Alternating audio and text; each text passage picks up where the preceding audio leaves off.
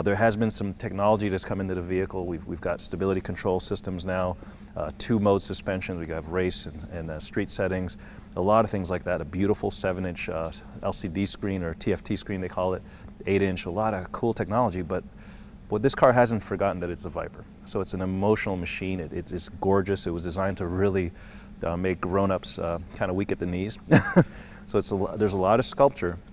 But as is true with every SRT product, everything has a purpose. Every scoop, the brake ducts, exhausters, cold air intake for the engine, whether it's shaped for downforce, the beauty and the downforce work together to create something that truly is about form and function.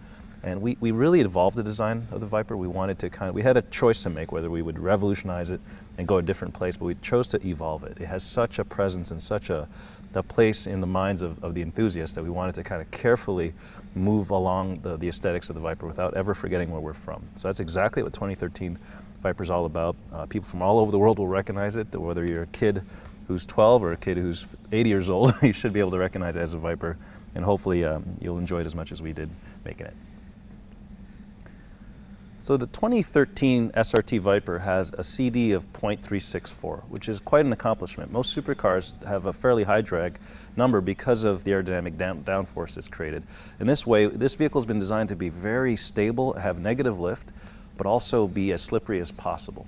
We've managed a lot of the airflow through the car as well as over the car. Like the exhauster here, in the past this has been more of an aesthetic detail. Now it actually is really functional. It relieves a lot of pressure from behind the wheel arch and a little heat from the engine bay. We have another wonderful detail here. This is actually a differential cooling duct, which captures a little bit of air that races on the body side of the car, puts it down, not only cooling the differential, but also creating a little bit more pressure to evacuate air underneath the car.